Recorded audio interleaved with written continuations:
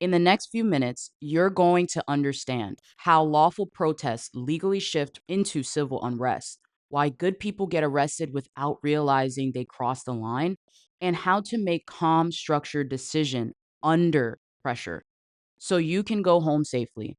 If you're a woman, if you're LGBTQ plus, if you already move through the world with awareness, this matters more than you think.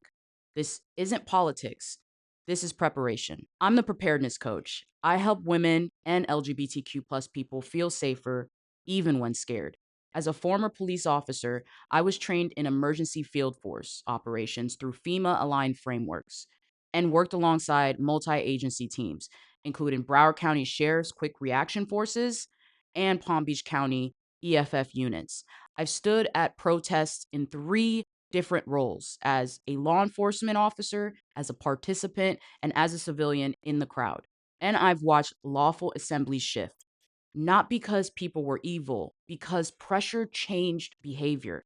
This conversation is about decision making under stress, not sides. To understand why this matters now, we need to talk about the era we're entering and why uncertainty has become the new normal. If you're part of a campus organization, advocacy group, women's collective, or LGBTQ plus community space, and you want this broken down live and structured way, I offer civil unrest preparedness workshops. No politics, no fear.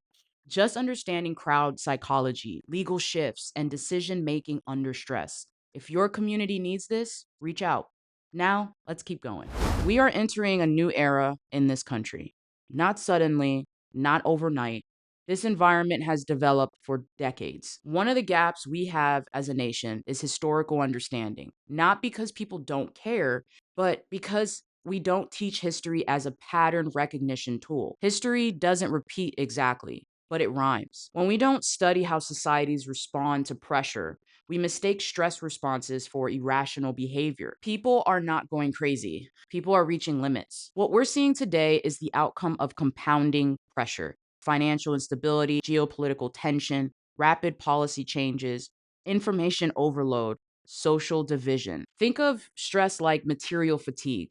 If you bend a structure long enough, it eventually fails, not because it's weak, but because it's overloaded. Uncertainty has become the baseline for many Americans. When uncertainty becomes constant, people don't adapt calmly, they react. When people hear the phrase civil war, they imagine uniforms, territories, and armies. That's not what this is. This is psychological warfare. People are being exposed to different versions of reality through filtered media ecosystems. Two people can look at the same event and believe completely different things happened. When shared reality disappears, coordination collapses, confusion increases, emotional reactions replace rational decision making. Protest versus civil unrest, the legal reality. This section is critical. There is a legal difference between a protest and civil unrest. A protest is a lawful assembly. It involves permits, designated areas, and conditions set by the city, county, or state. Civil unrest begins when lawful orders are issued and not followed. That includes orders to disperse or vacate an area. Once those orders are given, enforcement authority changes. Arrest becomes lawful. Here's the problem: not everyone hears those orders. Most people who are arrested or injured did not intend to break the law. Crowds distort information. Messages degrade as they move backward.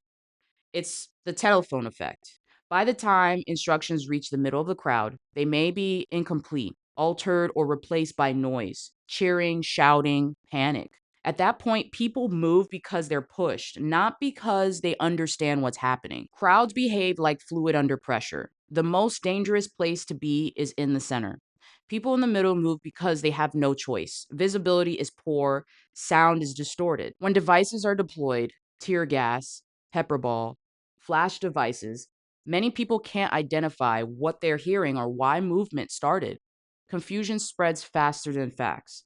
That's how chaos forms. If you're watching this and thinking, this should be taught at my Pride board, my campus, my cheer squad, or my women's group, you're right. I build structured safety workshops specifically for women and LGBTQ plus communities. Control, cover, communication. No fear tactics, and no political rhetoric. just practical tools that makes people harder to desensitize in public spaces. If your organization needs this, reach out.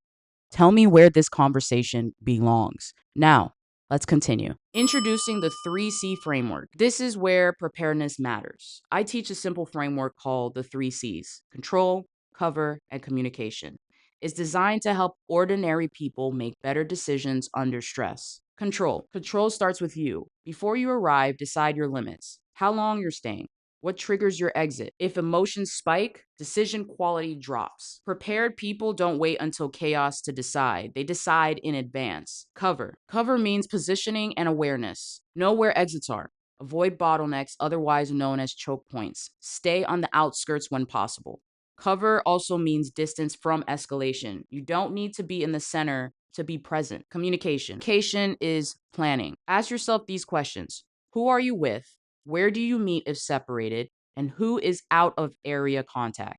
Because phone fails, signals overload. If you don't plan communication ahead of time, you won't coordinate under stress. Remember this: preparedness is not paranoia. It's how you protect your freedom, your safety, and your ability to go home.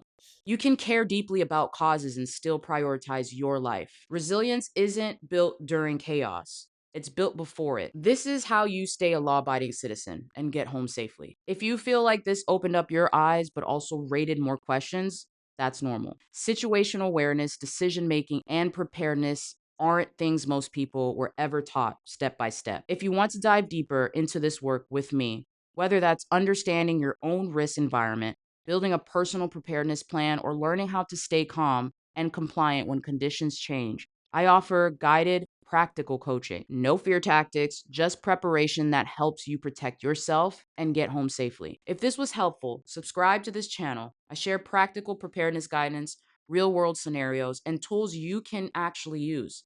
You'll find the details below. And if you're ready, remember, preparedness plus readiness equals resilience. Stay ready so you don't have to get ready.